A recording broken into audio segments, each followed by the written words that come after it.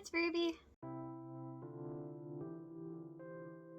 This video I wanted to do a January wrap up for all of the books that I read in January. So I did have quite a successful reading month for January. I managed to read 10 books for this month.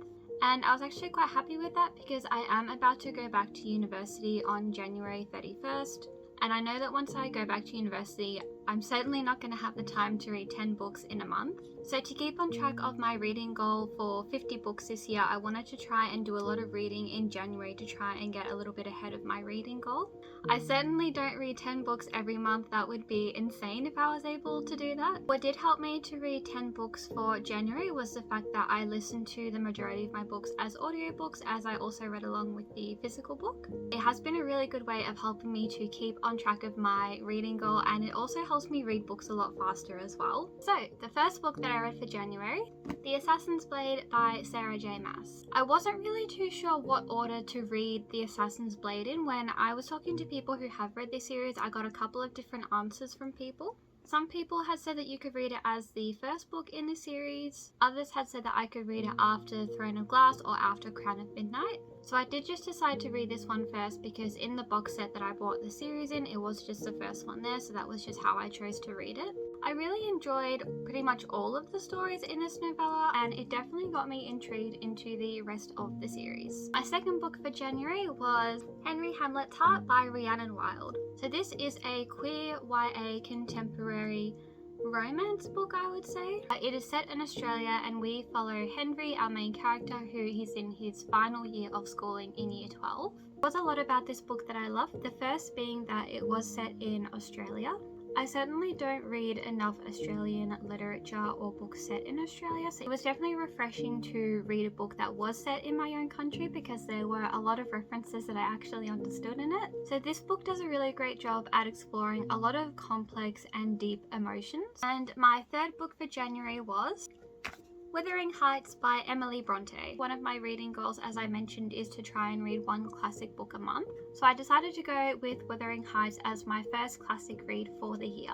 So going into this, I had really high expectations, and just from reading the blurb and reading some reviews on Goodreads, I thought it was going to be a book that I really enjoyed. Unfortunately, it just didn't really turn out that way. I wasn't a fan of how the story was told. It was being told through the perspective of another character who had witnessed the events and were being told the story several years later. I also just wasn't a fan of the story or the characters in general. A lot of the characters to me were just unlikable to the point that I didn't actually enjoy reading about them. It was overall a book that I really struggled to read, and without the audiobook I think it would have taken me quite a few weeks to read because there were so many times that I was just bored with the plot or annoyed with the characters and I just wanted to put the book down. I am still going to be keeping up with my goal of reading one classic book a month. And my fourth book for January was These Violent Delights by Chloe Gong. These Violent Delights is set in 1920s Shanghai, and we follow Juliet and Roma, who are part of two rival gangs, and this is a Romeo and Juliet retelling.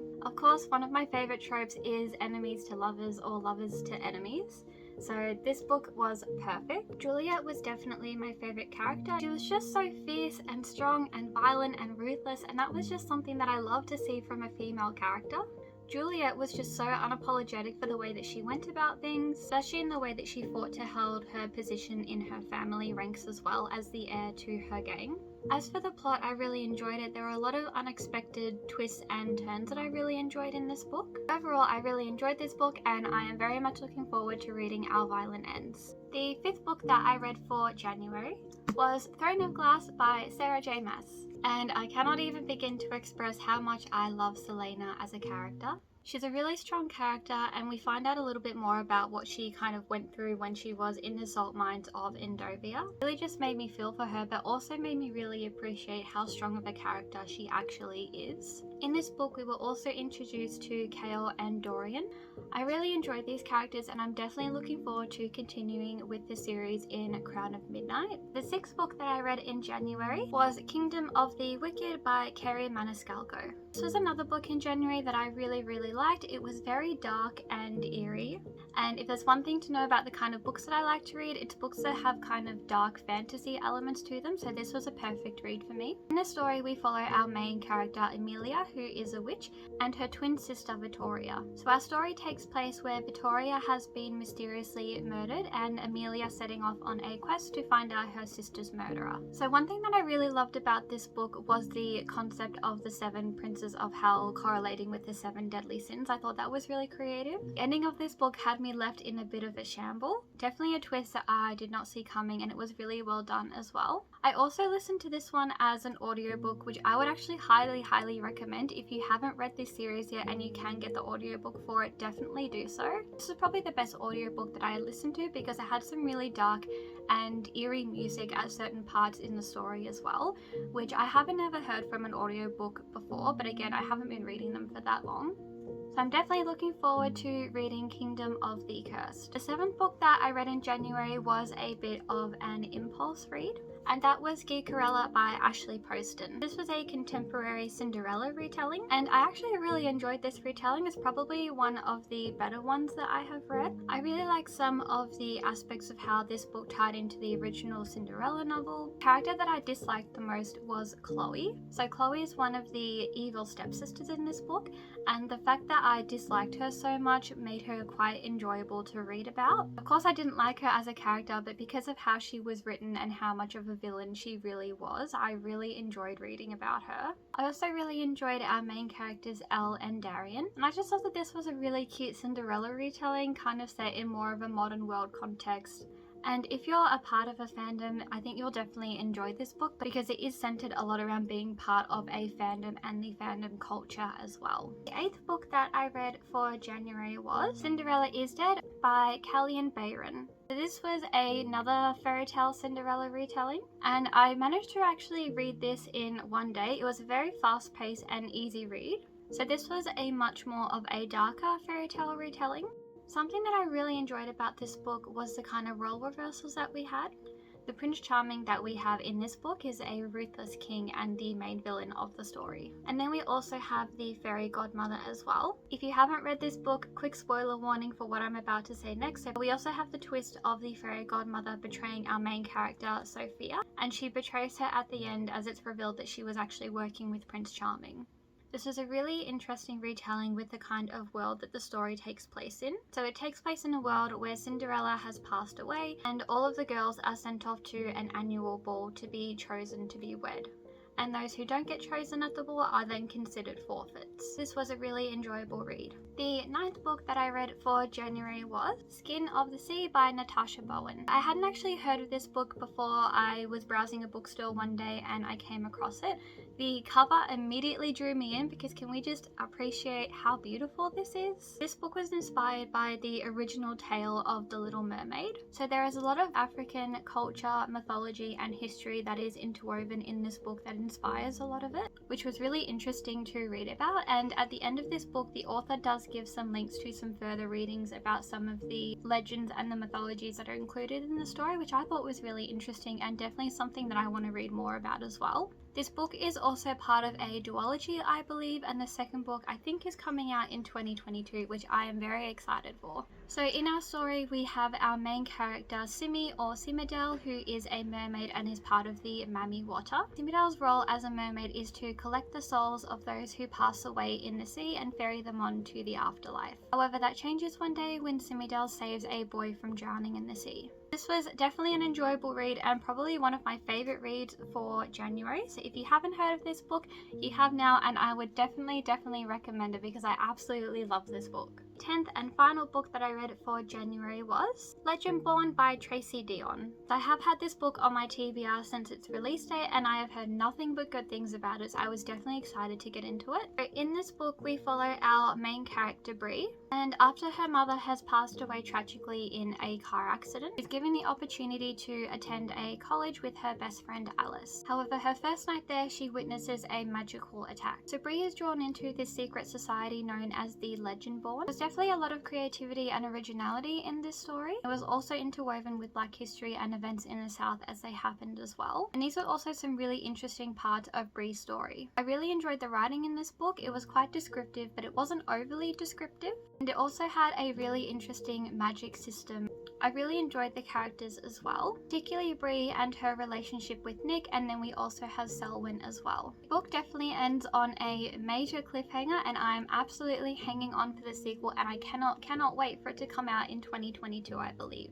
Personally, I absolutely adore Nick. He was probably one of my favorite characters in the book, so the ending was just I'm not going to say what the ending was because of course I don't want to spoil it if there's anyone watching this who hasn't read it, but if you have read the book you'll know exactly the ending that I'm talking about and understand why I absolutely can't wait for the next book. Hello, future Ruby here popping in. So originally I filmed this video back on the 27th of January and I actually didn't think that I was going to read any more books then because I had read 10. However, in the last few days of January I actually did end up finishing 2 more books, so I ended up reading 12 books for January. So the 11th book that I read for January, which was actually also my favourite book that I read for January, was Caraval by Stephanie Garber. The thing that I love most about this book was probably the writing. So I do like to annotate my book, so as you can see I do have a lot of tabs running throughout it. And what I actually tabbed in this book the most were descriptions, whether that be descriptions of the world itself, so the world building, or the environment and the architecture or the buildings that the characters were in, and also just character descriptions, so ranging from how the characters' appearance looked and also to the kind of clothes they were wearing. And I just thought that the descriptions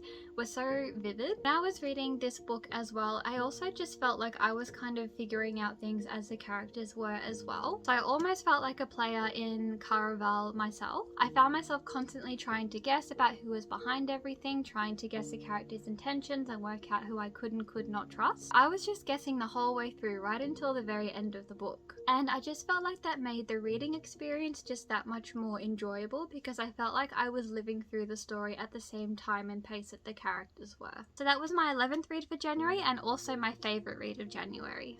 And the 12th and final book that I read for January was Crown of Midnight by Sarah J. Maas. I actually managed to read this one in one day. It wasn't an overly long book, and because I was listening to it at about 2.3 speed as an audiobook, I did manage to get through it in a couple hours. Overall, I quite enjoyed the book, although I feel like it was more of a filler book and it was setting up a lot of events that are going to happen in the next book. I wasn't a big fan of the character relationship in this book. I won't say what it is just for spoilers. It definitely wasn't a relationship I particularly enjoyed reading about or understood. The relationship between the two characters in this book, I just felt like it was quite forced and I didn't really understand how they had developed into a relationship from where they were from the last book. But I did really enjoy continuing with Selena's journey, and we also get to see her journey and her character development progress further with the events that happen in this book. So overall, I did enjoy Crown of Midnight and I am very much looking forward to continuing with Heir of Fire. So overall for January, I feel like it was a pretty successful reading month. I managed to read 12 books, which usually does not happen. I do not have the time to do that now that I've gone back to university as well.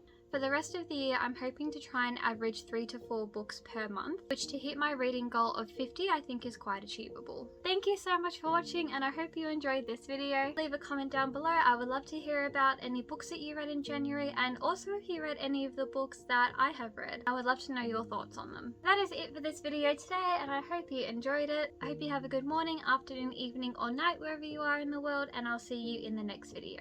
Bye!